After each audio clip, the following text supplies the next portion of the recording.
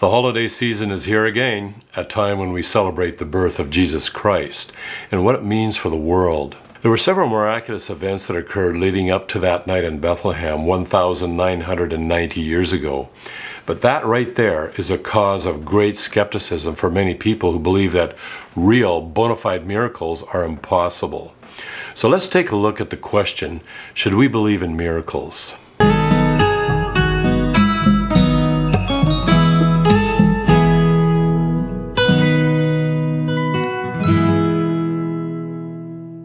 If you spend time with Christians who take their faith seriously and the subject of miracles comes up, it is surprising how many miracles occur today in the 21st century. Perhaps people do not talk about them outside of trusted friends simply because they fear they will be disbelieved. I could tell you some of them, but if you tend to be a bit skeptical about miracles, you might think I'm exaggerating or suffer from an overactive imagination or even lying. So let me start with two accounts of miracles from rather unexpected sources. The first is from a former pastor who became a famous agnostic, and the second is from a peer-reviewed paper published this past year. Charles Templeton was one of the most well-known evangelists in the 1950s, but he eventually completely lost his faith and became an agnostic. As an agnostic, he wrote about his life in a book called An Anecdotal Memoir. I want to emphasize here that he had long since lost his faith and become an agnostic when he recounted what appears to be a miracle he witnessed. While he was a pastor in Toronto, Canada, a woman begged him to come to her home and pray that God would heal her infant daughter. The little girl had a very visible abnormality due to the fact that her right neck muscle was attached to her left collarbone, causing her head to be permanently fixed to the left. It was inoperable due to the intertwining of a jugular vein in the muscle. Templeton reluctantly agreed, came to the home and prayed for the infant, even though he had already begun to lose his faith and totally disbelieved anything would happen. When he was finished praying, he was trying to collect some words to comfort the woman when he looked at the girl and asked the woman, wasn't her head turned to the left? As he spoke these words, the girl turned her head and looked at him, and the woman screamed and momentarily passed out. The little girl's neck had been completely restructured during the prayer, and she was totally healed. 4 years later, a secular Canadian magazine ran the story after talking with Templeton, with a photo of the girl, now 4 years old, and looking, in the words of Templeton,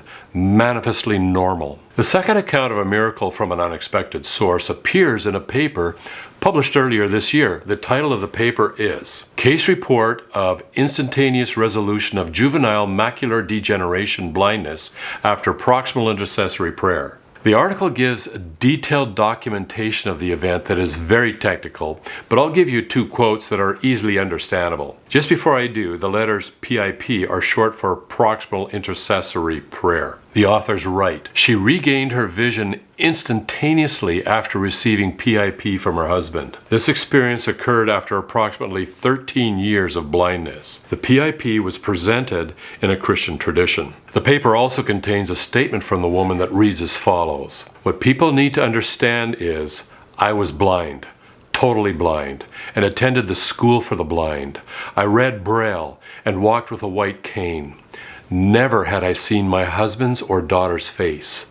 I was blind when my husband prayed for me.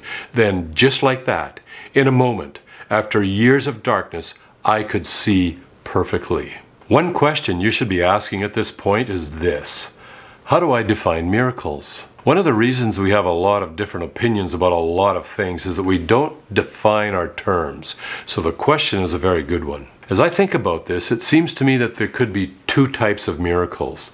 The first type could be defined as an event that cannot be caused by the laws of physics or the laws of nature. I don't mean we do not know how the laws of nature could have done it, therefore it's a miracle. No, I am not talking about appealing to ignorance, but to our knowledge of the laws of nature. What I mean is that the event is not permitted by the laws of physics. Let's look at some examples. First, the restructuring of an infant's neck in a matter of seconds is not merely improbable, it is physically impossible. For another example, if Jesus took 2 small fish and 5 small loaves of bread, and fed 5,000 people with them, and had 12 basketfuls of food left over, this is not merely improbable, it is impossible. Finally, the conception of Jesus within a woman who was a virgin is not biologically possible. A woman has no Y chromosome to contribute, which is essential to produce a male baby. We're not talking about something improbable, it is impossible. The second type of miracle can be defined as an event that appears as if it was natural, but in fact was not part of the incredibly complex causal chain of natural events. It was directly caused by God. To clarify, the complexity of natural causal chains can involve innumerable antecedent events, both large and microscopic. It can act as a type of screen, therefore, behind which God can be extremely active in tweaking and orchestrating history, and in a way that would be entirely undetectable. I suspect that this is going on all around us, but we cannot detect it. So let's focus on the type 1 miracles, that is, those that are impossible for the laws of physics or the laws of nature to produce. Let's pause and think about this for a moment. If miracles cannot be caused by the laws of nature, including the laws of physics and chemistry, then there must be something else out there that is not natural. We could call this supernatural. Of course, you might be thinking, on what basis can we justify believing that there is a supernatural reality? That is a very good question. Imagine that nature is represented by the woman in the painting you see. Now let us say that scientists make up a rule that everything must be brought into existence by the woman. No other explanation is allowed. Then scientists find out that the woman was born 30 years ago. Now we have a problem. If the woman has to be the cause of everything, but she was born 30 years ago, then what gave birth to the woman? Could the woman have given birth to herself? What solution would you propose for this problem? This isn't just an interesting puzzle, it is a very real problem when it comes to the origin of the natural world. Let me explain. Modern science has made up a rule that everything must be caused by nature. Everything, therefore, has a natural explanation. But science has found out that nature had a beginning. So if everything must be caused by natural processes, but nature itself had a beginning, then what brought the natural world, including the laws of nature, space, time, matter, and energy, into existence? So we're back to the same question I asked you just a minute ago.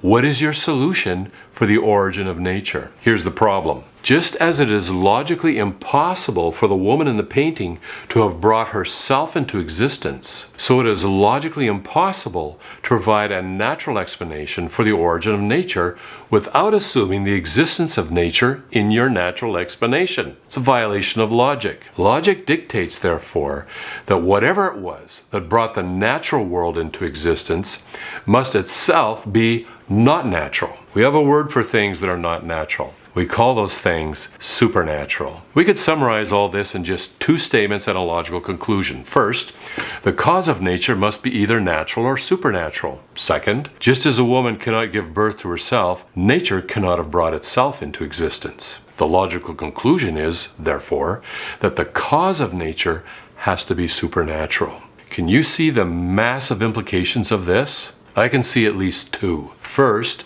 the origin and foundation of physical reality is supernatural. Second, if the very foundation of physical reality is supernatural, then it should not be very surprising if miracles occurred. We should actually expect them, at least from time to time. Let's go back to that very first Christmas night when Christ was born. If Jesus was who he said he was, then the supernatural origin and foundation of physical reality had just emerged into this physical universe by taking upon himself our humanity by being born. To clarify, Jesus said he is the one whose name is I Am, the creator of the natural world, the same person who appeared to Abraham in the burning bush, and the one who was at Mount Sinai and spoke to Moses. No other place in the Bible do we have such an extravagant demonstration of the supernatural foundation of the universe than that night when a multitude of angels exploded across the night sky above the shepherds